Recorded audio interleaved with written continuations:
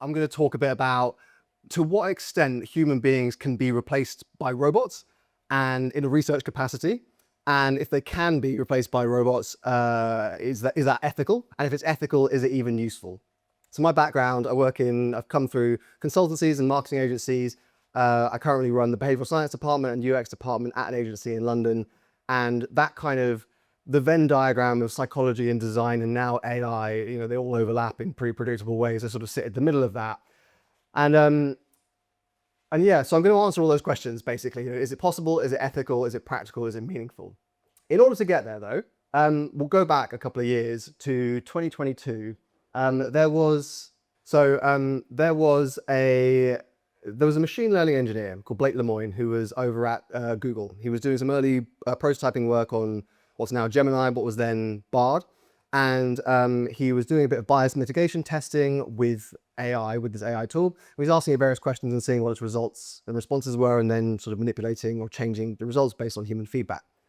One of the questions that he asked this nascent machine, just sort of for fun, was, what are you most scared of? And the machine sort of cursor blinked for a little while and came back and said, well, I've never said it out loud before, but I have this very deep fear of being turned off. It would kind of be like a death for me. And Blake looked at this and saw and thought that, well, he came to the conclusion that the machine has sentience. He came to the conclusion that the AI chatbot had a soul. The story gets quite funny, actually. Apocryphally, he then sort of got a lawyer involved. He took the machine and Google to court to defend its sort of human-machine rights. Google promptly fired him, unsurprisingly.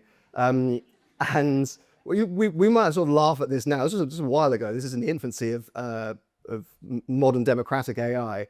But the fact that this can happen, to me, brings up this question, this very sort of like Blade Runner-esque question, which is, to what extent is the mere simulation of what it means to be human enough for society to treat it as such?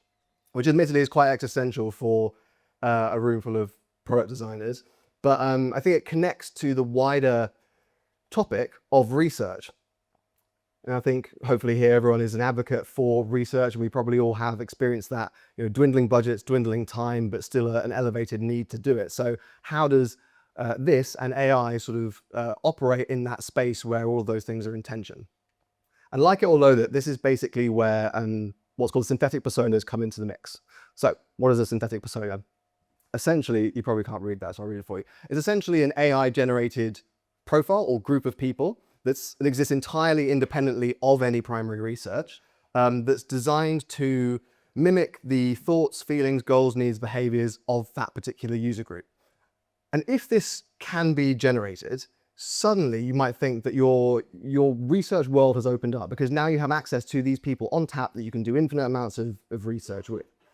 The thing is, though, is that it's a bit of a trap, because as anyone who's interacted with ChatGPT would know, it's sort of like paying a very well-rehearsed actor to be your research subject. They're very, very good at simulating the experience, but they don't have that lived experience that you talked about. And I will admit that 2 years ago when I came to this topic, I was fully ideologically opposed to this. I thought we should not be working with synthetic personas in any material way for loads of reasons. We will undermine the hard-earned skill of researchers, for one thing. That's a skill, that's a trade that's learned, and people aren't just naturally good at not asking leading questions and bias-led questions. So that's one thing. We might eradicate the human dignity of the participants, for one thing. And we also might just flood the field with junk data, right? If all research is synthetic or generated out of large language models, then all of a sudden the trust in the domain and the discipline as a whole goes down, is what I thought anyway. So there's a lot of things to be kind of wary of, legitimately. What's interesting to me, though, is that you can kind of turn this into a positive by reframing it. And there's actually a UXer that's done just exactly that. So Kate Moran works at our favorite UX standards agency, Nielsen Norman. And she basically says, customer research without customers is not customer research. It's desk research. It might be obvious, but it certainly needs to be restated. And I think when people's tendency when they think about synthetic personas is to think about, does it emulate the equivalent real group of people in real life? But that's probably the wrong question. If we recognize that what we're doing is actually a form of desk research, a sophisticated, incisive, sort of particular way of doing it, a fast way of doing it, then all of a sudden the world of research and the world of synthetic personas is kind of opened up into, well, for me, the whole approach is widened. So once you've internalized this, which is what I did, I kind of went from like hardened skeptic to soft evangelist of the domain. And there's a lot of scientific literature that we'll talk a little bit about that helps prove out the point. So to my mind, all research is a truth-seeking endeavor. It's there's a continuum of truth ranging from some data to the kind of capital A answer or the capital T truth. And all research is aiming to sort of place its findings somewhere along this continuum. And the quality of the output usually depends on the sort of rigor of the input. So if you were just trying to find out whether an ad or a product was funny or cool, you might just show it to your mates down the pub. Fine, you get some data, but you're not going to redesign the whole platform based on that. But if you're going to say try and institute self-driving vehicles in the heart of Leeds, for example, replace all taxis with self-driving vehicles, well, you're going to want to do a large-scale ethnographic study because that really, really matters. All of this, obviously, is modulated by your appetite for risk or your tolerance of risk. That entails a big risk over there, so you probably want to do more research, but also constraints like budget and time. And so when I started with this question about how useful the synthetic persona is going to be, the question to me is how far along this continuum can we reasonably expect to get with them? So, sorry, I'll just jump back here. The problem is that, well, we're now quite deep into the world of AI where everyone's probably had these experiences. There are some fundamental flaws kind of baked into the machine with AI, and they've been quite neatly codified in a bunch of comparative studies where we've looked at the answers that a large language model gives versus the answers that a real human being gives to certain questions. Some of these you might be familiar with, others you might not be. These are the problems that exist sort of in AI. The first is that it loves to please you, right? It's going to tell you that everything you do typically is great. It sees the world in this idealized rose-tinted way. It says that all my ideas are rare and original, which they're obviously not, but it flatters me all the time. And we're kind of stuck in this. We haven't found a way around this, because if you prompt, say, ChatGPT to not do this, you go, actually, I want you to disagree with me. It will recognize that the thing that you want is to be disagreed with. So it will just do a really, really, really good job of disagreeing with you. So it will still be sort of implicitly following this optimistic instruction, because at its system prop level, it has been told to be a helpful assistant, and part of being helpful is about being optimistic about possible future states. So this is a kind of intractable problem. It also cares about everything in a way that a human being doesn't. And I'm sure this would have happened in your usability studies, your co-design sessions. So if I was to give you an app and ask you what you thought about it, you might be so subsumed by how much you hate the logo that you ignore everything else on the screen. We see this happen all the time. If I give that same app screen to AI, it goes, well, I think this about the logo. I think this about the hero image. I think this about the menu structure. It gives me this very even-handed, sort of fully attentive version of what it thinks about what's on screen, which might be useful, but it's not really accurate. It's not sort of accurate observational data that you would get from the real world about where people's attention is being drawn to. So it cares about too much, and it cares too even-handedly. Of course, there is a white Western and a male bias baked into the machine. It's trained on the corpus of the internet. The corpus of the internet is largely male authored.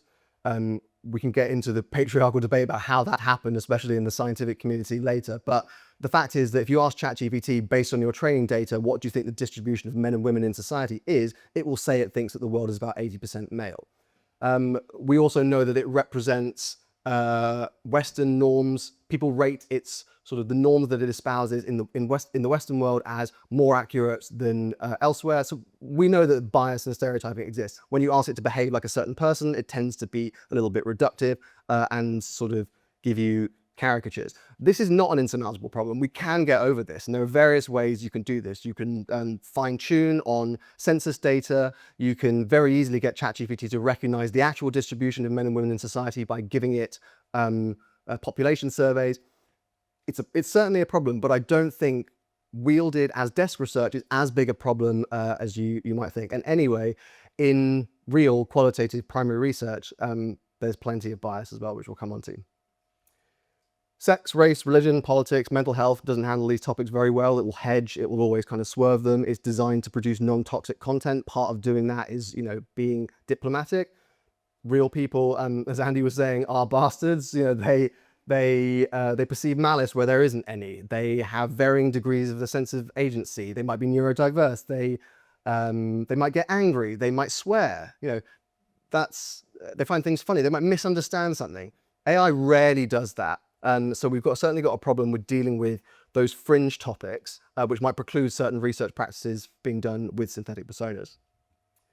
Lack of authenticity and nuance. So clearly these machines don't have embodied experiences, lived experiences.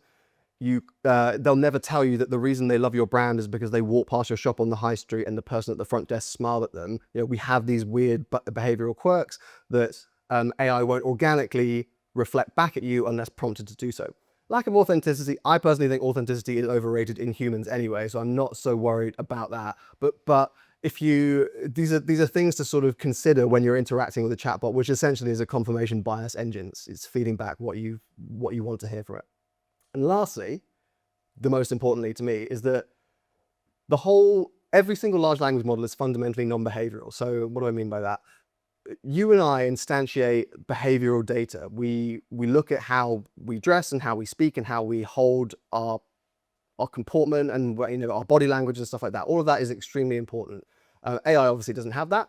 Even in the world of robotics, I think we're not going to be able to kind of capture that because, we'll come on to that in a minute, but they don't have behavioral data in the same way that a human being would. They also can't interact with things in a behavioral way.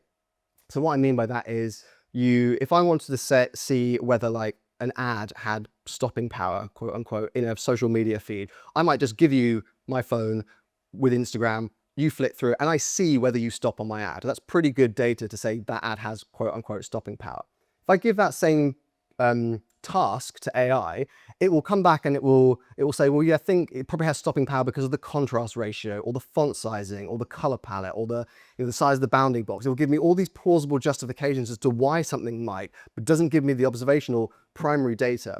And this is a bit like when in the UX world we have eye tracking studies, which will tell you plug someone into an eye tracking machine and it will tell you that the thing that they're looking at is the button on the center of the screen. And then you ask them afterwards, did you see the button? And they go, what button? Because there's a difference between seeing and observing. That heat map from eye tracking doesn't always give you the information that relates to their theory of mind. And that's why I think even if we have robots that do have thumbs that can flick through devices, that are driven by large language models, we won't necessarily be able to do usability tests with them. So I think quite pleasingly for this audience, usability tests are precluded from the get-go for large language model research. So we've covered a lot of negatives. I'm a bit of a pessimist there, or perhaps a realist, but hopefully the answer to the question that I posed at the beginning, is it likely that AI-generated synthetic personas are going to replace real customers? The answer is a big fat no for all of those reasons. But it doesn't mean we should throw the baby out with the bathwater. It just means we need to recontextualize or reframe, have a different mindset shift around what this kind of research is for. So my clients tend to see it as a faster, cheaper way to conduct primary research, which I think is wrong. I think it should be seen as a supplementary starting point to then go and do primary research. So let's say you had 50 grand to go and do a set of research before they pay Ipsos and they go and do a longitudinal study. Well, now spend 10 or 20 grand exhausting the synthetic route before, narrow down your question set to the questions that contain the most risk, narrow down your audience set to the people that are most interesting, and not that your average user, the people from the middle of the distribution curve. You can kind of cover off their answers potentially with AI, and then use the remainder of the budget to go out and actually do primary research. So I'm absolutely not an advocate for eliminating the human at all. I just want to be more effective and economical with dwindling research budgets, because I think that's the way to preserve primary research in the face of all of this. Which is why, and so, sorry, just to touch on this again, the nature of large language models doesn't lend itself, like I said, to that kind of behavioral sort of validating or evaluative research, but it does lend itself really well to the exploratory discovery research. And for that reason, I think we should see large language models or synthetic personas as really appropriate for that kind of convergent discovery, early stage research, and not the evaluative stuff. So I was thinking, after reading kind of all the literature on this over the last couple of years, well, what would be a modality of research that would be appropriate in which to invoke large language models? And I sort of thought focus groups were the right thing to do, because these are often misused by our world. Like, focus groups are seen as a way to reach consensus on an idea, to reach consensus on an idea, which is the wrong way of looking at it. Even the guy who invented focus groups said that focus groups are merely the source of ideas that need to be further researched. They're about finding new questions to take into more explicit avenues of research. So if focus groups, as the founder of focus groups wants them to be understood, if they are about open, expansive hypothesis seeking, then then potentially that's a really good avenue that should deploy large language models. So I invented this this tool, I guess, which tries to bring all of these threads together, right? Which we call semblance. It's our approach to kind of ethically minded, human governed, but AI driven research.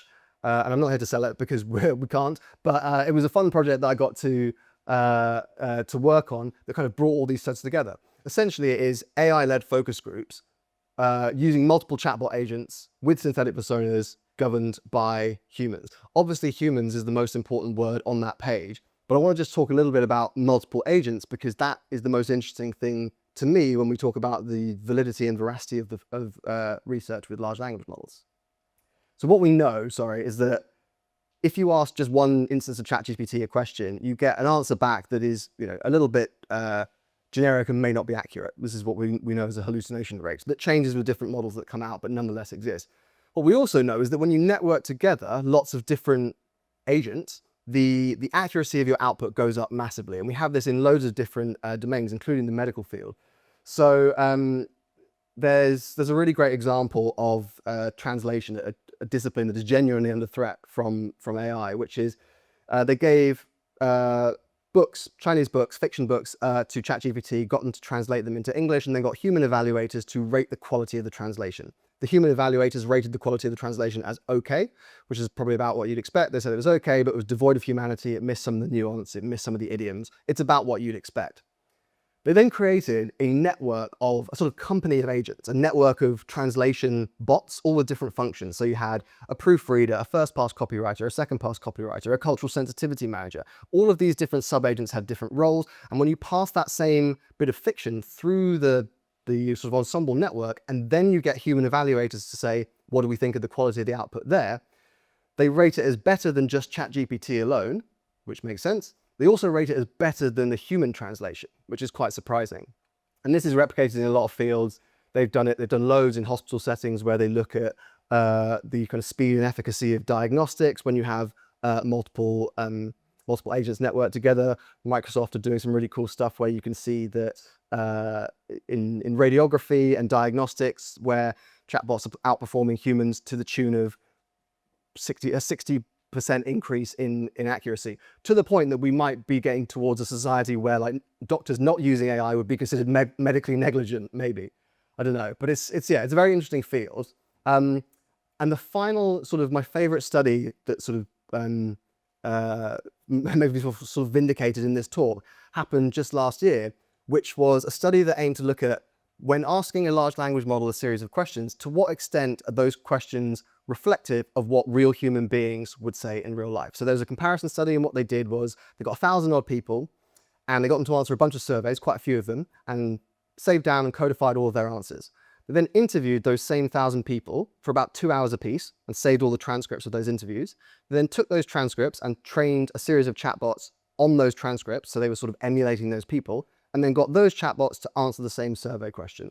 The contention being, to what extent do they answer in the same way that the human beings answer?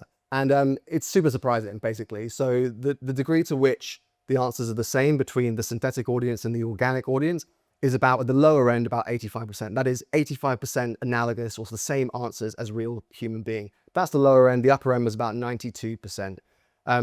Someone asked me once, like, well, is the remaining like 15% where all the insight is? Which is a really great question, because I have no idea. Maybe. And if that is the case, well, then that's great. That preserves our need for primary research. We can do a whole chunk of it like this, but we still need to go out and find the interesting, knotty edge cases in that kind of 15% of remaining research to be done. So I love that study. It's kind of my reason for being at the moment. So how do we pull this all together? Like, how do we turn this into something that's actually useful? This is what I did. I wanted to maximize the role of the human being in this, because I'm a UX designer by trade. So I was like, cool, I want to build something from this. So I want to maximize the role of the human being, at least visually. And I was trying to like architect it, and ended up looking like this cute little dog paw print, where you have like the human conductor of research at the center, and you're surrounded by a network of agents all working together. That's the kind of architecture setup of it, at least a sort of philosophical starting point for what I wanted to do. I wanted to model it on a real world focus group experience. So each of these agents has a discrete role, and they kind of conspire together to achieve an outcome. I think of it exactly like a real world usability, real world qualitative research process. The AI recruiter is the person that goes out and finds the people you want to speak to. So I used to work at a research recruitment agency. We get a brief, we state some variables, put out a survey, we go and recruit people against that. Those variables. What we did for the AI recruiter was we trained it on market research society best practice. We trained it on generating logically coherent, ethically inclusive personas, because that's one of the things you can control with prompts, and also to create detailed personas, people that have like textual history, basically, not just demographic pen portraits. That recruiter then generates synthetic personas. So it gets a brief, it then generates a bunch of synthetic personas, however many you want. They're detailed. They're a lot more detailed than the responses you get from a normal recruitment survey. You can generate as many as you like. You can then augment that with data. You can dial up the accuracy by bringing in statistical data, quant surveys, things like that. There's various sort of dials you can tweak. And then they get handed off to an AI moderator who sticks them into a virtual room and runs focus group sessions with those people, getting them to interact with one another. And the personas are, they are coded to have personality traits. So if anyone knows what the ocean personality traits are, or the big 5 personality traits, they're kind of genetically heritable personality traits that tend to not change over time too much. Like how extroverted you are, how open you are to experience, how fastidious and conscientious you are about particular things. So the personas that are generated have these qualities which affects how they speak to us, to the moderator, and to each other. And the AI moderator is also trained on how to do good moderation, basically. Like I said before, it's a skill. So they create a discussion guide, but they don't just follow it in this linear way, because we know that's not how you run a research session. You have emergent themes that weren't originally in your brief. And so you want the AI moderator to follow those emergent themes. You want people who disagree with each other to be given the space to disagree. You want, people who have run focus groups might know about the ego and the alter ego, the dominant voice and the kind of quiet voice in the room. You get that in virtual focus groups. So you want to make sure that those virtual people, get equal weighting, that the moderator can go, oh, Jane, we haven't heard from you in a while. So that happens as well. This is what it looks like, sort of mapped out as a process. I work with a client, get a brief, chuck it into the AI recruiter, generate personas, get spat out into a bunch of focus group rooms. You can feed in assets, creative data, videos. Multimodality in AI means you can pretty much do anything now. So we can give them stuff to look at and say, hey, what do you think of this? We never say which of these two things is better. We're not A/B testing in a qualitative setting. We're asking questions around semiotics. How does this make you feel? What's your gut reaction to this? Like culturally, what does this mean to you? Those kind of things. Those open exploratory questions. And then lastly, we do the findings report, which a human does. And I've been extremely ardent about insisting that a human being does this, because I work with a lot of developers. A developer could look at this and they'll easily go, oh, that's a process. We can get from A to B in like 5 seconds because you can. But that just derails the whole point of research as far as I'm concerned. Like research is about gaining empathy for the people that you're designing for, as you've said, right? So if you just automate this, you've ruined all of that. And part of the joy of research is that the empathy that you gain as you go through. And empathy is an intellectual exercise. It's not, you don't just magically have it because you think you're an empath, or you rank high on sympathy, or you feel sorry for your friends. It's a cognitive, effortful thing to achieve. And so I want to force the people that who use our tool, I want them to force them to attend to this research process. So I want them to sit there and see people corresponding with each other. I want them to intervene and ask questions so that, when they generate a findings report, it's a human-driven, human-governed thing. There's also a practical reason, which is you get quite a lot of junk data out of this. Like people think, they say things that are just completely sort of off-piece and aren't related to your research brief. And if you don't audit it, you code that junk data into the findings report. So there's a practical and a human reason for why I want to almost force people to be part of the research process. This is what it looks like, by the way. If anyone's used AI to build, if anyone in the audience is a non-developer who's used AI to build stuff, this is what I did. So previously I would have done UX requirements, and I would have found, I might just pause this for a sec. I would have done UX requirements, I would have done a research brief, I would have done technical documentation, and then I would have handed it over to someone to build it for me. Now we've got AI that I can just chuck it into a machine, and over the course of a month I can iterate and something like this comes out, which is wild. But yeah, this is essentially what it is. So you can go in, you can generate your personas. Here they are, the summary view. Here's the detail view. You can see they've got an empathy map. They've got an Alan Cooper base details. They've got their personality map. They've got life scenarios related to what they do. You can tweak things if you want.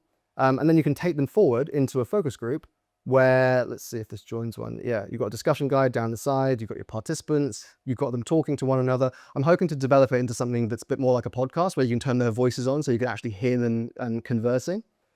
You can extract themes, but again, I sort of want the human to be doing that because I feel like that's effort that we need. But yeah, it was really fun to build. And I sort of think that, if we come back to the question about how far along this spectrum can we get, how far along this continuum of truth can we get with synthetic personas? There's at least 40 papers on this out there, not all of them peer-reviewed. We've done our own comparison studies. There's also, I guess, anecdotal studies that we've done, which is, you generate people, you ask them questions, and then you find the real people, the equivalent real people in the real world, and you say, is this, does this roughly reflect a day in your life kind of thing? And the fidelity is quite high just on an anecdotal level. So I won't profess it to be sort of pure science, but I do think between our own studies and the academic literature that we can get to about 75, maybe 85% of the truth, or maybe the truth is the wrong way of putting it. Maybe it's like of equivalent insight, let's say, to what you would get from doing real world focus groups. And maybe we're entering a world where we can do a hell of a lot more research, not the best research, but research nonetheless, at a faster scale, where we can have people in parallel running these, sort of synthetic persona virtual bits of research, and just get more insight more quickly. And maybe then we can zoom out and find out that those people were actually synthetic personas themselves. And then you zoom out again and you find out that those people were synthetic personas themselves. And somewhere at the top is like this godhead researcher figure that's just running the whole thing.